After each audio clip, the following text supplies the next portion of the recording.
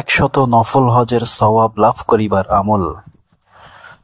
হুজুর সাল্লাল্লাহু আলাইহি ওয়াসাল্লাম ফরমাইয়াছেন, যে ব্যক্তি সকালে 100 বার ও সন্ধ্যায় 100 বার সুবহানাল্লাহ পাঠ করিবে, আল্লাহ পাক তাহাকে 100 নফল হজের সওয়াব দান করিবেন। মিশকাত শরীফ 202 নম্বর পৃষ্ঠা। লক্ষণীয় যে আমরা যদি প্রত্যহ উপরোক্ত সূরা বা তাসবিহ পাঠ করিয়া নিজের জীবিত বা মৃত পিতামাতা বা অন্যান্য মৃতদের জন্য সওয়াব বকশিশ করিয়া দিই, ইহাতে তাহারা কত বেশিই না উপকৃত হইবেন।